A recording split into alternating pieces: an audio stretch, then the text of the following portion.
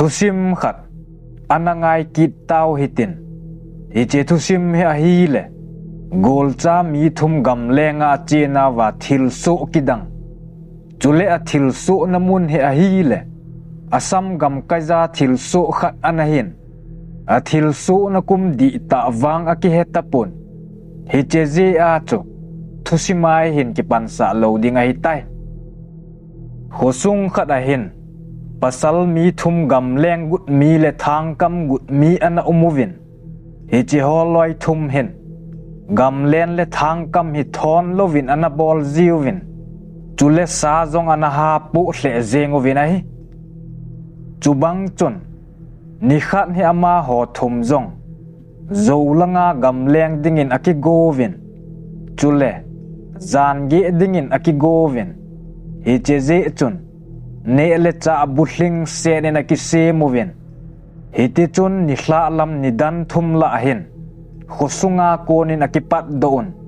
a khosa lamu wa hlang lama zolam chana zon tawin a hi ama ho zong hi ti chun aga chewin ni hla lam muthim di kon la hin mun cham heu khat aga thlungovin hi chelai chun pan sat na ding akise mun thingna lo na ho cho sat khomovin apan sat na du bu akise movin asem chai phat over chun chom khat aki chol lovin heti chun het man lo ka en mu zong a hung thim hlatan he chun ama ho zong gama pot dingin aki gong tawin amei pum cheu aki putun chule tui aki choi jovin heti chun sachang dingin a pot do tawin I chan ham a che phat over hin pan mun aki hom to ovin he chelai mun chun a to den tawin zan lam ni dan get la hin asa alamu wa kon chun salen ta hele kilom ta khat he hung wa asuin hin la ki gam thla thim thima to a hi je ovachun aki ho mat thei povin aki ho lew sa tu zam thei a hin hi che je chun kap ding le kap lo ding cho aki gel che ovin hitia aki gel lai ta ovachun ala uwa khat pa chun a hin kap tan hi chun khat ten nin zong tha khat te na hin kap tonin hin la asaka bu cho hlupon chat zong a chat pon hi ti chun a namuna chun chat lo helin adingin hi chun ama hon zong tor sin a khovin phate chan a ve tawin a hi le hi che asaka bu cho sasan anahin chuin ama ho zong akipa thei hle zengovin chom khat zovahin avelin akap kitun in la hi che sasan chu hluzong hlulovin hiti chun ading chang zingin chuin ama hon zong anai phezuvin hin la akom agathlunuvahin hi che sasan chu thingkang akisu tan hi che phat chun ama ho zong akinguvin akin valzi ovachun anung hlu zengovin chuin ama ho zong ahung ki sam tovin chule amu danu zong akibang chein akin valzi ovachun I chan ham khat he azamovin chom khat zo hin tor sin a khovin a ve phakit un a hi le hi che thingkang chu an kit tapun sasan anakisu kitan pasal mi thum a hi je ovachun akichak hle wang win kison na khat anei zuvin hi che je chun mit hla mai hiding a hi atiwin asaka putu la do ding angai tovin he chun avelin a che kitun hin la amun agatlunu wachun thingkang akisu kitin he chun ama hon zong hi che thingkang chu chemin asat un a hi le asat kha thei povin hetia aboi pi lai zuwachun hetman lovin hui hat ta hung nungin akom velwa thingphung le theo bo ho chu bilei huin amut bang khun amudin tol to kimat levin thing ho zong cho amudin chuin ama ho zong tolin aboun apengovin akitu tovin akichathle azeng tawin heti chun hui chu hlanglam chun akitol suin hitia hui akitol mang phat chun ama ho zong kino ten hichelai muna kon chun apot doon akem lamu cha delta vin hin la lampi a hethei tapovin muthim to akicha du to lampi hol mo phat ovachun alung neo gam tavin hitia su na ding a het lo phat ovahin akom velwa thingo le na do ho cho chom go movin i atiun hiti chun khowa ading chu anga atavin hitia lungim ta ato lai zuwachun abang le gu ahung zugon van akithingin hui anungin hin la gu chu azu de pon zan khang kim don la ahin a naw vel chun keng git hlai le azawin hiche keng git chun avel ko luvin abang le ko luwa thuki sei bangin akisei zin hin la ipiki sei ham koi manwang a hede povin heti chun abang le ki thing bangin a umin mei cho hung mit di teng le husagit ho cho hung hat che zeng zin chule keng git zong cho ko mo hung nai zin he che ze chun ama hon zong thing ho chu ki chapum pumin akai gomun ati phaziu venai hetia lungim le ki chapum puma lai zuwahin agilu zong akel se zeng tan ane ding ki pu hola akemu vin ada hlavin tui bo se anaki choizun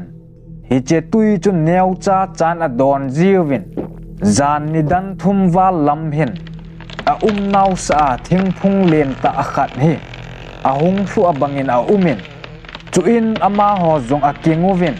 akin valze ovachun thi zamin azamovin i chanham azam zo phat ovahin thing phung chu hlumong mong ham tia avet lew thing phung zong aslude pun hin la a naw chu mun chom che ana hitan chom khat zo hin ahung ki sam to vin a hi le a naw chu kinai cha cha ahin chule a mei ti naw zong chu akom chau bo ahin hin la mei ki ti na mun chu azonun koima amun chu hlung thei tapovin aki ho zingun aki sam to zingun hin la akimuto thei a tapovin chom khat zo hin ala uwa mi khat pa he apau tapon aloi tenin zong a ho hlonin asam hlonin hin la ama pa wang athip mang hel tan he che pa he a namuna chun a thim bein apau got wangin apau thei pon chule pen ding ati zong le a o asu do thei tapon he che pa masanga hin mihem to bang vom let lut khat he aga kitungin he che mihem to bang vom let lut pa cho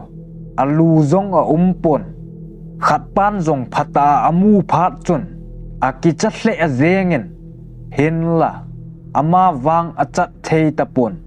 thingkul kitung bangin a umin ata asa cho thi bangin a tan aloi tenin a ko hlon zong a zazingin hin la ama pawang thingkul abang tan amit sin ding te asin got zong le amit zong akising thei tapon heti chun nop le da lovin ama sanga to vom le lut ma phel phula kimu cho ave ve zeng tan phat zong a hung chen khowa alam zong a nai tan jing kho a hung wa phel phul hen ama sanga to mi hem to bang vom le lut cho amol hoi hoyen khu ahung wa hla pha na chun amang tan hichepa aman mana chun ahung peng do in hi chun kimuto thein ahung umun akive to vin mai mol de du le ki chapum chun akikol to vin hi chun aloi pa vin zong zana athil to cho aloi te ni asei pe in khu ahung wa ta ji achun lungmon na khat aneyun he chun ama hon zong lampi a hol kit tavin agilu zong akel hle azeng tan he cheze chun thanei zong a tapovin he ti a lampi a hol layu vahin na chang phung la aga sudaun chu in ama hon zong na chang ho chu aphu un a ho avelun a dong lai anetavin he chena chang ane aze ovachun tha them khat a hin nei domun heti chun chom khat a towun lampi khat be ki muze ngem tin ala uwa khat chu thing chungin akal do in akom velo cho gaven hin la mei akai je chun mun gam hla amu thei pun he chun ama zong thing phunga kon chun akum ki den khosung lam dinga ai sap na lamu chu mo zot zeng taven heti chun ama ho zong aga chewin a hi le vadung neu khat he azui do taven he che vadung a chun tui adonun mai aki phet un tom khat zo hin tui chu palgal kai ding atiwin a hi le he che tui long chu akale lam teina longin hlang lam zo na tui long chun sa lam ta azon tan chu in ama ho zong hiti chun amo adin den zeng tawin ala uwa khat pa hin hiti hin a hin sejen he che he mit hla mai mai a hin hiti a hi den leo imo gei sang deu zana ito sang wa thil phalo ichung wa hung hlung thei a hi hi che je chun itu to hitin aso so dingin pal taw hite tin a hin seitan a hi he chun ama hon zong aloi pau sei bang chun a bolovin akitu tovin vadung cho pal tawin ima boin lovin a palgal kai zon hin la vadung a khelu wachun git kidang ta khat azawin hi che git chu kel cha git to bang a hin git a lenin chule a na wa kon chun aning li in azawin gom sung ho zong cho ki thong hel hul zeng in a hi he chun ama ho zong kino te na chewin a hi le lampi khat aga so do tawin ama hon zong hi che lampi chu azuyun phat sot ta azo hin lo chil khat hin aga wa alut un chule lo chil hlang lam chun lampi khat a che su pe en he chun ama hon zong kinga sot de lovin he che lampi chu azuyun he ti chun a che chewin a hi le ni hla lam ni dan li la hin i ti a zong a che kha lo naw pat he kot kiti kho a hin aga wa alut uvin he chun khosung mi te ko ma chun a thil to ho chu a sejun a ki ho limun hi che khosung mi te zong chu a lung dong hle zeng vinai hi chun hau sapu inin an ane sa un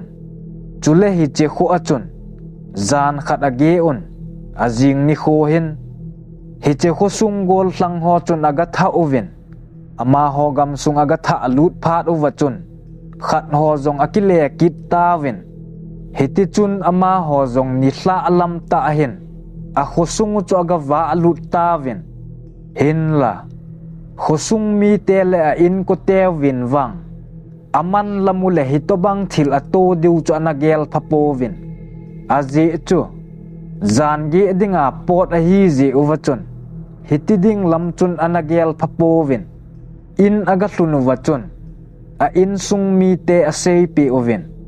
khat hon zong thu a het uwachun a lung dong ovin chule dama a hung ki leo chu akipa a hle zeng ovin a hi che zowa kon hin gam lenga a che zong leo hi che gam kai lam wang chun ana leng ji ta povin a hi thusim aki chai tai